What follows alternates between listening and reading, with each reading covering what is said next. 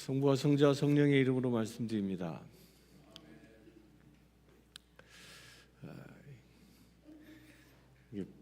신앙생활에는 법칙이 있는데요, 시련과 고난 뒤에는 꼭 뭐가 올까요? 시련과 고난을 겪고 나면 오는 게 있어요. 뭐가 올까요? 할렐루야, 축복이 옵니다. 시련과 고난을 이기고 나면 그때 오는 게 뭐예요? 하나님의 큰 축복입니다. 우린 지난 주일날 이 말씀을 통해서요, 이 사도들을 죽이려고 그 격분했던 그 사두개인들, 그들이 어떻게 사도들을 박해했는지를 이야기를 들었죠. 그런데 그들이 박해를 했으나 주님께서 이 가말리엘이라는 이 한 현자를 내세우죠. 그래서 저들이 죽음에 이르지 않도록 하나님께서 그를 보호하셨고요, 그를 다시 초대교회 공동체로 이 사도들을 보내주셨습니다. 이렇게 다시 돌아온 사도들에 의해서 초대교회는 부흥의 불길이 타오르기 시작합니다. 여기서 우리는 중요한 한 부분을 발견할 수 있습니다. 교회에는 늘 어떤 분위기에 있어야 하느냐, 교회의 생명은 어디에 있느냐? 어디에 있을까요? 교회가 부흥하는 데 있습니다. 교회가 부흥하지 아니하면 성령님의 역사가 일어나지 않았다는 이야기와 어쩌면 똑같은 이야기일 수 있습니다. 교회에는 많은 역사가 일어나고요, 교회에는 하늘의 역사가 일어나고요, 교회에는 기적이 일어나고요, 교회에서는 치유가 일어나고요, 교회에서는 회복이 일어나고, 이 교회 안에서 서로 사랑하는 그런 역사들이 날마다 이루어지는 그 시점이 부흥의 시점입니다. 교회가 부흥하기 시작할 때 이 부흥의 불길에는 꼭 성령님의 역사가 나타나기 때문입니다. 성령 하나님이 역사하지 않으면요, 교회 안에 부흥이 일어날 수 없습니다. 초대교회가 고난으로부터 승리하자 다시 하나님은 그 교회를 축복하셨고요, 그 교회가 부흥할 수 있도록 길을 열어주십니다. 오늘 말씀 6장 1절에 보면 그때에 제자가 더 많아졌는데 라고 기록하고 있습니다. 바로 이게 증거입니다. 저는 이 말씀을 보면서요, 이 교회, 우리 교회도 이런 역사가 일어나기를 간절히 기도합니다. 고난과 시련이 우리 앞에 놓여 있다 할지라도 그 고난과 시련을 이기고 나면 주님께서는 우리 교회를 축복하실 것입니다. 그리고 우리 교회가 새롭게 부흥하는 역사가 일어날 것입니다. 그리하여 이 교회를 통해서 하나님께서는 이 내시빌에 놀라운 역사를 일으킬 줄 믿습니다. 우리 앞에 어떤 고난이 있습니까? 그 어떤 고난이 있다 할지라도 담대히 승리할 수 있게 되길 바랍니다. 고난 뒤에는 뭐가 와요? 하나님의 축복이, 그 은혜가 우리 앞에 있기 때문입니다. 초대교회 신자들은 날로 하나님의 그 축복 가운데 고난에서 승리하며 교회가 부흥하였습니다.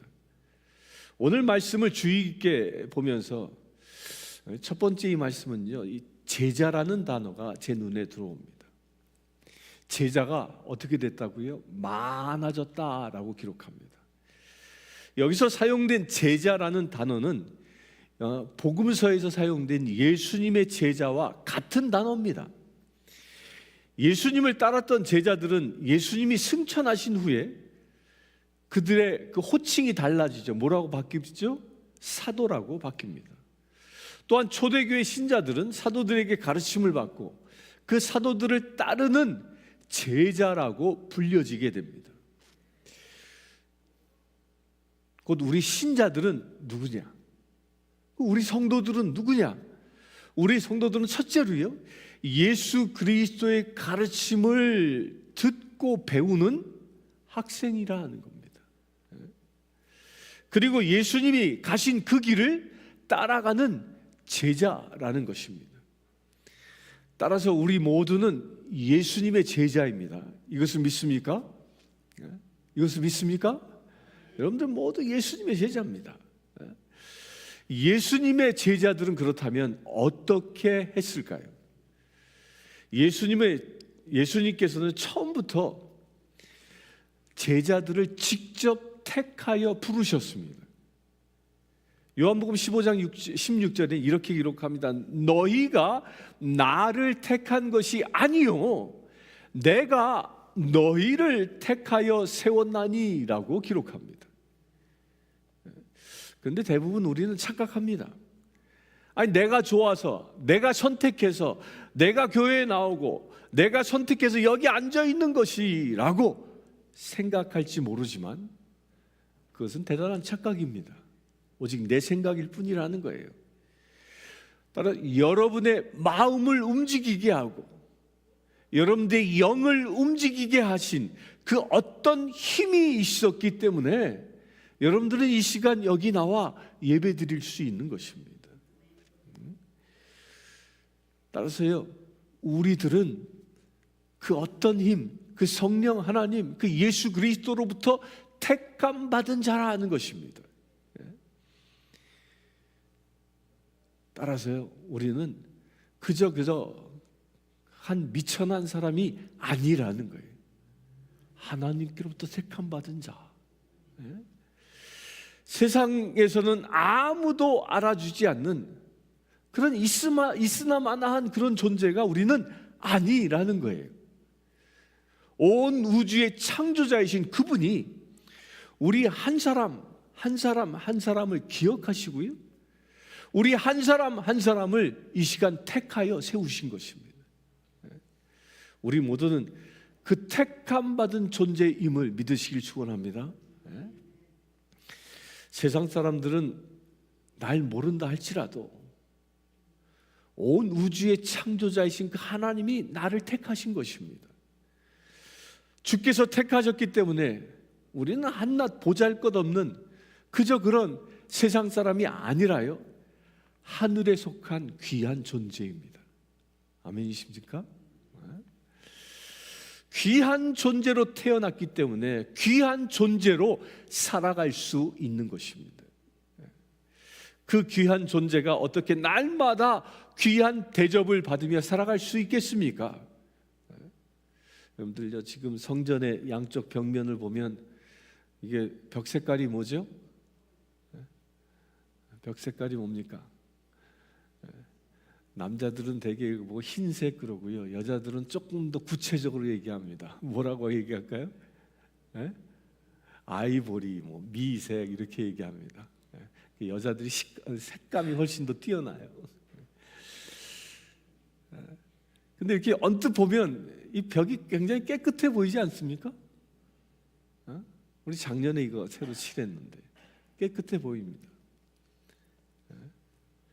근데 작년에 페인팅 했을 때보다 색이 지금은요 약간 변해 있습니다. 멀리서 보면 별거 아닌 것 같지만, 똑같은 것 같지만 가까이서 보면 색이 바뀌어 있어요. 처음에는 이 깨끗했던 이 벽 색깔도요, 시간이 지날수록 조금씩 변하고 때가 묻기 시작합니다. 그래서 지금은 이렇게 보면 어디 보면 손자국도 있고, 자세히 보면 멀리서 보이지 않지만 그렇게 변해간다라는 거예요. 이 제자된 사람들도요, 우리가 이 세상을 살아가기 때문에 이 페인트가 시간이 지나면 때가 묻고 색이 변색되는 것처럼요, 우리 제자들도 이 세상을 살아가는 동안에 나의 영을 주님의 말씀과 은혜로 날마다 나를 씻어내지 아니하면 어느 순간부터 내 영이 때를 타고 더럽혀지기 시작한다는 겁니다. 예수님의 제자들은 예수를 따라다니면서 무려 3년 반 동안 그 주님의 말씀으로 그 저들의 영을 닦아 빛나게 만들었습니다. 그러나 그럼에도 불구하고 늘 주님의 말씀을 듣고 회개하고 주님의 말씀에 순종하며 그들은 살았음에도 불구하고 예수 그리스도께서 십자가에 못 박히는 그 순간에 그들은 다 어떻게 했습니까? 나도 주님과 함께 못 박으셔, 이런 사람 한 사람도 없었어요. 다 도망가 버리고 말았습니다. 그런데 그 예수님의 제자들은요, 말씀으로 훈련받았기 때문에 그래도 끝에는 예수님을 버리지 않습니다. 다시 돌아옵니다. 부활하신 주님, 그 예수님을 만나기 위하여 그들은 예루살렘의 그 마가의 다락방에 모여들어 기도하기 시작했습니다. 결국 어떻게 했습니까? 그들은 부활하신 예수님을 만났고요, 또한 성령의 기름 부으심을 받아서 이제는 더 이상 겁쟁이가 아니라 담대한 믿음을 지닌 주님의 자녀된 삶, 곧 예수 그리스도의 친구된 삶을 살아갈 수 있었던 겁니다. 여러분들, 우리 무디 전도자를 잘 알죠? 미국의 유명한 부흥사였습니다. 이 무디가요, 그 어린 시절에는 아주 가난한 이 구두 닦기 소년이었습니다. 학교도 제대로 못 갔죠. 그러나 주일학교 교사였던 에드워드 킴볼이 그 무디를 찾아와서, 얘야, 너 예수님의 제자가 되지 않을래? 라고 권면했을 때 그 무디의 인생이 그 말씀 한마디에 역전되기 시작합니다. 한 사람의 진실된 제자가요, 수많은 영혼들을 변화시킵니다. 무디는요, 전 세계를 다니며 부흥회도 했지만 그는 특별히, 무디는 성경 학교를 세웠고요, 그곳에서 수많은 제자들을 양육했습니다. 여러분들요, 그 제자들 가운데 상당수가 어디를 갔는지 아세요? 어디로 갔냐면요, 그때 당시에 태평양을 건너서 일점 강점기 하에 고통받고 있는 우리나라의 선교사가 되어 넘어왔습니다. 무디 한 사람이 제자가 되니까 미국에 부흥이 일어났고요, 그 부흥은 태평양을 건너 우리 민족을 구원하는 역사까지 일으켰던 것입니다. 한 사람의 변화가, 한 사람이 제자 되어졌을 때 이런 일이 일어납니다. 예수님의 제자된 우리도 마찬가지입니다. 우리도 무디처럼 쓰임받을 수 있습니다. 우리도 그래서 그 길을 따라가야 하는 것입니다. 날마다 주님의 말씀으로 나를 정결케 할 때 이것이 가능합니다. 그때 우리의 심령이 때묻지 아니하고요, 주님 보시기에 참으로 아름다운 종으로, 아름다운 자녀로, 아름다운 벗으로 쓰임받을 수 있게 되는 것입니다. 정결케 되길 축원합니다.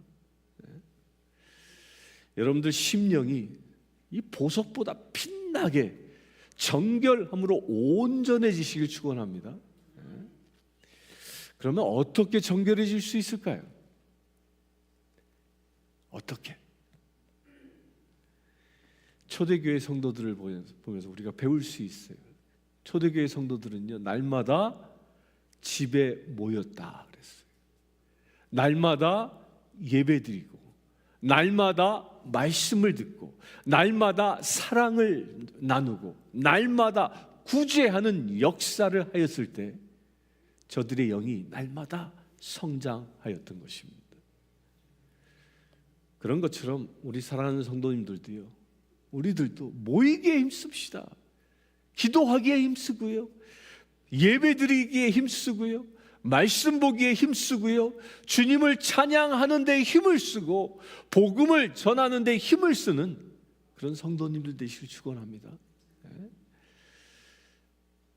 오늘 말씀 서두에 제자가 더 많아졌다라고 기록했지요.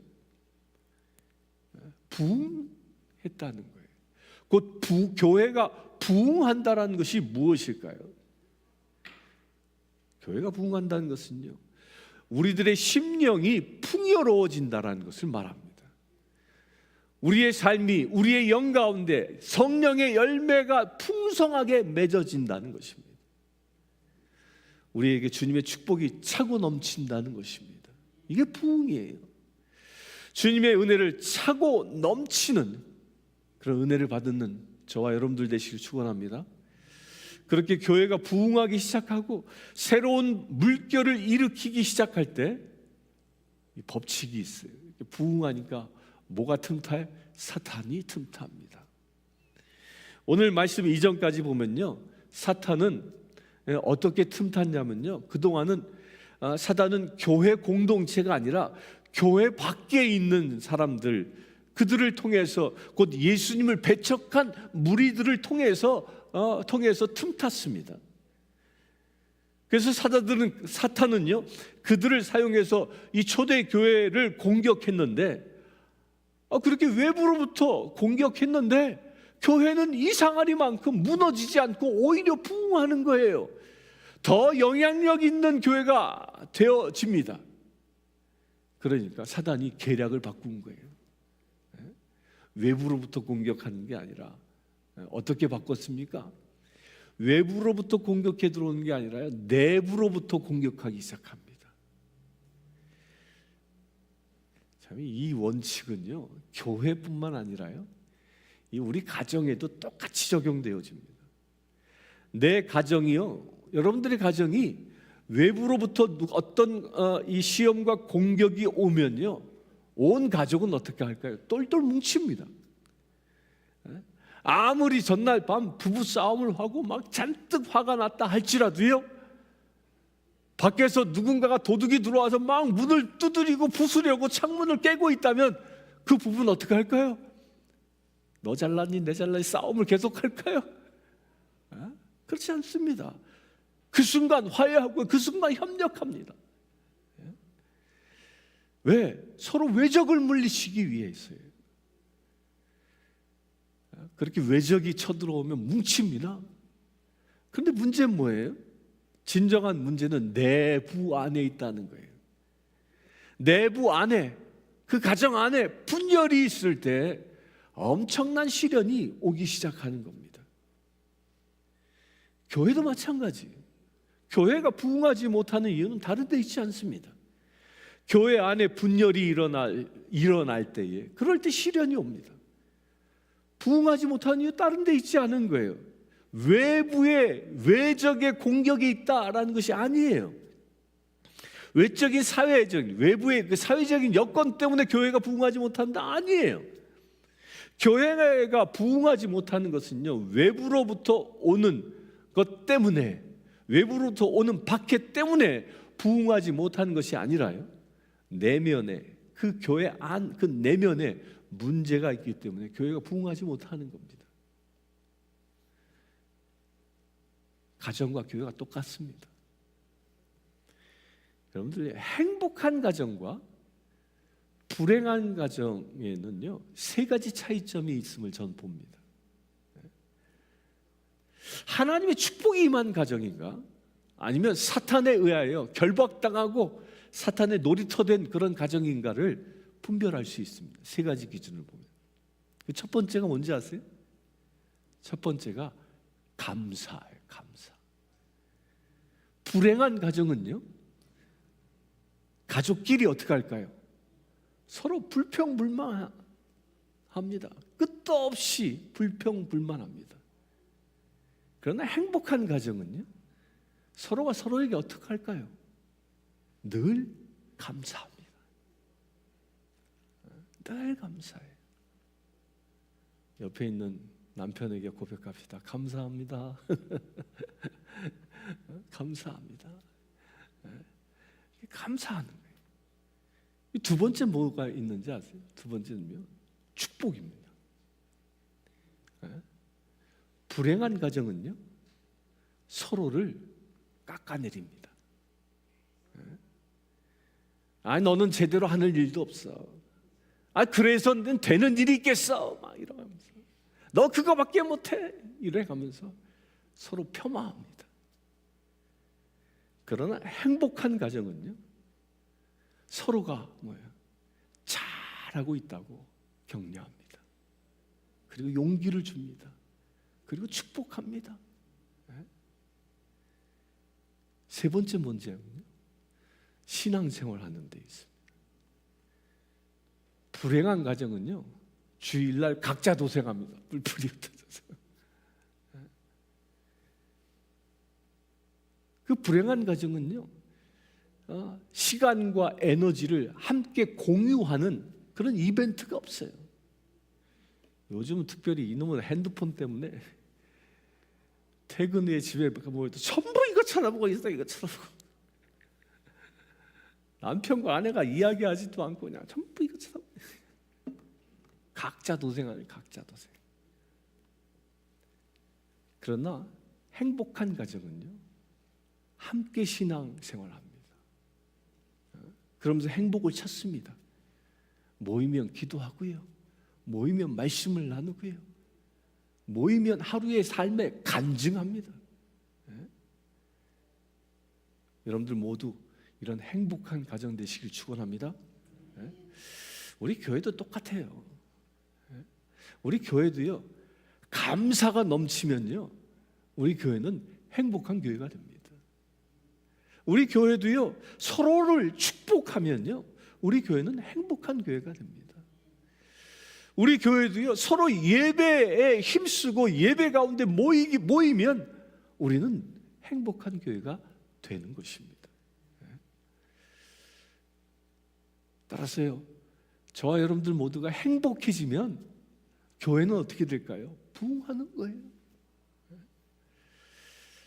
사탄은 이 진리를 너무도 잘 알기 때문에 교회를 파괴하려 합니다. 그래서 뭐 해요? 감사하지 못하게 합니다. 그리하여 뭐 해요? 서로 불평하게 합니다. 너 잘났네, 내 잘났네. 그리고 사단은 뭐 하게 해요?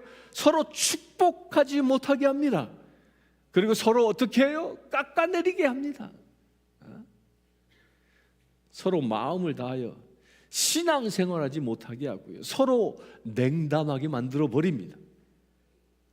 그렇게 되면 교회는 어떻게 될까요? 자연스럽게 부흥하지 못하는 그런 교회가 되는 거예요.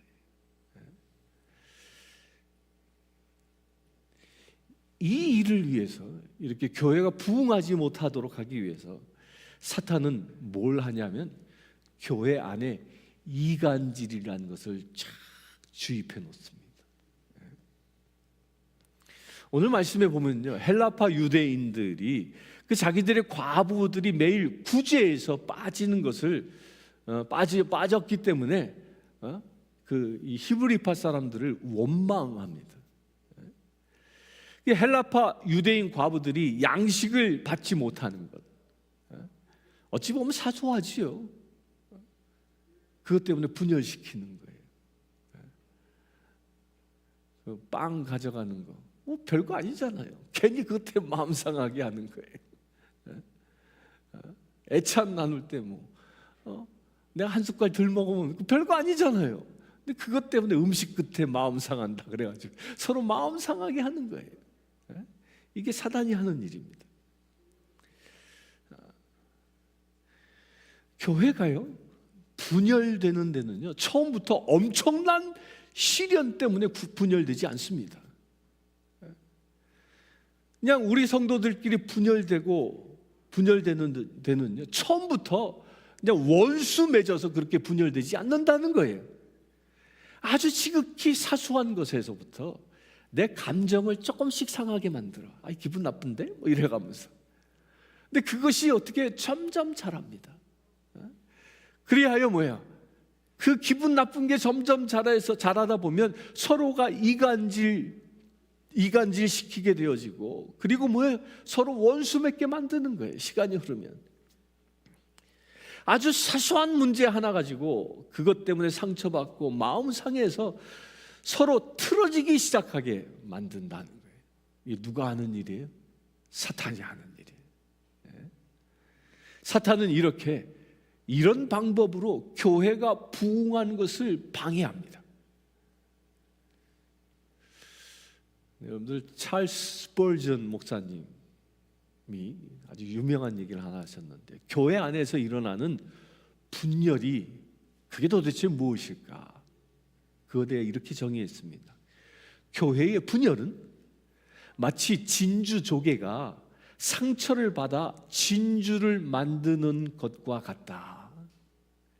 하나님께서는 그 아픔을 통해 더 아름다운 것을 만드시는 것이다 라고 얘기합니다. 우리 안에 고통이 있습니까?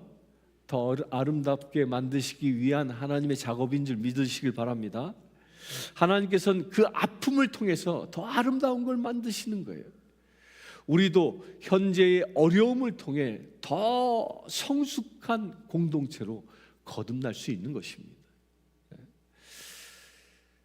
사도들이 그런 사탄의 방해, 그 간섭을 보고요, 대책을 마련하기 시작합니다. 그 대책을 마련하는데 성령님께서 지혜를 주시기를 뭐라고 합니까? 12명의 사도가 그 수많은 신도들을 다 보살필 수 없으니까 그 대리자로 7 보조자를 세우라고 말씀하십니다. 그런데 그 사도들이 그 7 보조자들을 세우는데 그 기준으로 첫째가 뭐라고 했어요? 믿음이 좋은 사람이라고 했습니다. 믿음이 좋은 사람. 여러분들, 믿음이 좋은 사람이 어떤 사람일까요? 어떤 사람이 믿음이 좋은 사람이에요? 믿음이 좋은 사람은요, 하나님의 나라를 바라보는 사람입니다. 믿음이 좋은 사람은요, 하나님의 주권을 바라보는 자입니다. 믿음이 좋은 사람은요, 하나님의 통치를 바라는 사람입니다. 이것이 믿음입니다. 그 마음에 이런 믿음이 가득 찬 자가 하나님의 일을 하는 첫 번째 조건이라는 거예요. 두 번째는 뭐라? 성령이 충만한 사람을 말합니다. 교회의 일은 성령으로 거듭난 사람이 감당해야 합니다. 성령님께 의지하지 않는 그런 사람들이 교회 일을 하려고 한다면요, 성령 하나님은 그들을 도와 역사하지 않습니다. 교회는 성령님이 다스리시는 지체입니다. 그렇기 때문에 교회 일에 앞장서는 사람들이 성령 하나님께로부터 통치되지 아니하면요, 그 교회는 주님이 원하시는 대로 성장하지 않는 겁니다. 그래서 교회 일을 하기 위해서는요, 반드시 성령 충만함을 받아야 하는 것입니다. 성령을 받지 않고 교회에 봉사하는 사람, 성령을 받지 않고 교회의 지도자로 서려고 하는 사람이 있다면 그것은 교회를 파괴하는 것과 똑같은 이야기예요. 우리 사랑하는 성도님들, 주님께서 택하여 주신, 여러분들 모두가 주님께서 쓰시는 그런 종이 되길 축원합니다. 그렇게 되기 위해서 우리는 뭐예요? 성령 충만함을 받아야 하는 것입니다. 그리고 교회 일을 하는 사람이 갖추어야 할 것이 있는데 그게 뭐냐? 세 번째가 지혜가 있는 자예요. 원칙은 가지고 있되 상황에 따라 적당하게 모든 일을 잘 분배하고 어루만지고 다스릴 줄 아는 그런 지혜가 있는 사람이어야 한다는 거예요. 그 믿음은 강한데 그냥 무대포로 일하는 사람은요, 그런 사람은 교회 지도자가 되는 데는 부적절합니다. 이런 무대포로 일하는 사람들이 뭔가를 만들어낼 수도 있어요. 그렇게 뭔가는 만들어낼 수 있을지 모르지만 그 무대포로 일하면서요, 주변 사람들에게 많은 상처를 주게 됩니다. 이런 조건을 가진 사람, 믿음, 성령 충만, 지혜, 이 조건을 갖춘 이 7명의 사람들, 그들을 하나님은 회중들 가운데 택하여 세우십니다. 그리고 그들로 하여금 모든 교회 일을 맡아 보게 하십니다. 그리고 사도들은 뭐 했을까요? 사도들은 뭐 했다고 그랬죠? 기도와 말씀 전하는 것에 힘을 썼습니다. 우리 교회 안에도 이런 일이 일어나길 바랍니다. 사도들이 기도와 말씀 사역에 집중했을 때 놀라운 부흥이 일어났습니다. 오직 사도들은 기도하고요, 말씀 사역에 온 시간을 투자함으로 인해서 교회에 새로운 물결이 일어난 것입니다. 그 물결이 무엇입니까? 그 공동체가 날로 성장하면서 어떤 일이 일어났습니까? 오늘 본문 7절에 보면 허다한 제사장의 무리도 이 도에 복종했다고 말씀합니다.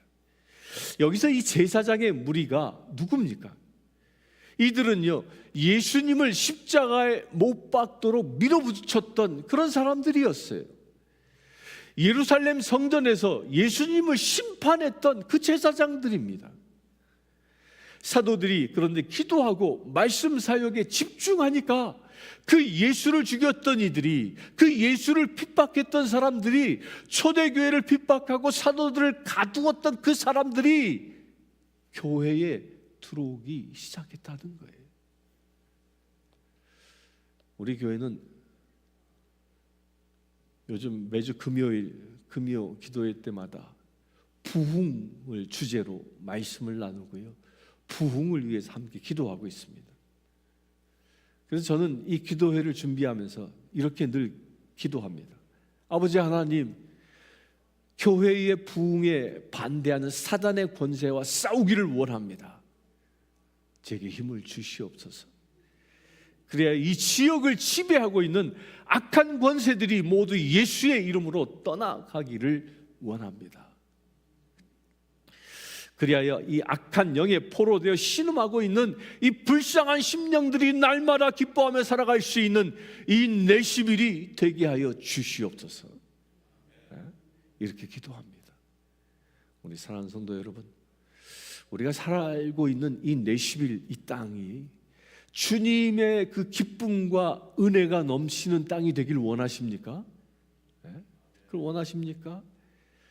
여기에 살고 있는 모든 사람들이요, 서로 만나면 기쁨을 주고, 서로 만나면 기도해 주고, 서로 만나면 격려해 주고, 서로 만나면 용기를 주고, 서로 만나면 부둥켜 안고 기도하는 이런 땅이 되기를 원하십니까? 저는 바로 이런 것을 보고 영적으로 비전을 보고 기도합니다. 그렇게 되어진다면 이 내시빌이 어떻게 달라지겠습니까? 아마도요, 내시빌 전체의 사람들이 바로 이렇게 변화되어지면요, 이 내시빌은 미국에서 가장 으뜸 가는 도시가 되어질 줄 믿습니다. 그것이 새 예루살렘이에요. 내시빌이 새 예루살렘 되어지는 것입니다. 미국을 다스리는 행정 수도는 워싱턴 DC일지라도요, 이 내시빌이 미국을 영적으로 다스리는 그런 주권이 살아있는 땅이 되어질 줄 믿습니다. 저는 이 말씀을 묵상하면서 이런 꿈을 꾸는 거예요. 주 아버지 하나님, 이제 이 교회를 축복하시고요, 우리를 변화시켜 주셔서 주님 보시기에 합당한 이 교회가 되게 하여 이 내시빌을 변화시켜 주시옵소서. 우리 성신교회가 이 내시빌을 변화시키는 그 근원이 되기를 원합니다. 날마다 이렇게 기도하는 겁니다. 이 부흥의 중심에 누가 있습니까? 누가 있어요? 저와 여러분들이 있는 것입니다. 우리들은 따라서 택함 받은 하나님의 자녀입니다. 따라서 하나님은 우리를 통하여 일하시는 것입니다. 우리를 통해서 제자의 수가 더 많아지는 그런 역사가 일어나는 것입니다. 우리를 통하여 주님의 종들이 돌아오게 되어지는 것입니다. 이런 영적인 자부심을 가지시길 축원합니다. 이런 영적으로 무장할 수 있게 되길 축원합니다. 이제 더 이상 악한 권세에 휘둘리는 자가 아니고요, 날마다 승리하고 그런 우리 성도님들 되시기를 주님의 이름으로 축원합니다. 함께 기도하겠습니다. 주 아버지 하나님, 주님을 찬양합니다. 주님께서는 우리를 지명하여 세워주시고 우리를 주님의 제자로 불러주시는 은혜 감사합니다. 아버지 하나님, 우리를 통하여 이 내시빌 땅에 새로운 부흥을 계획하고 계심을 우리가 보고 들었습니다. 아버지 하나님, 그 부흥이 일어나기를 원합니다.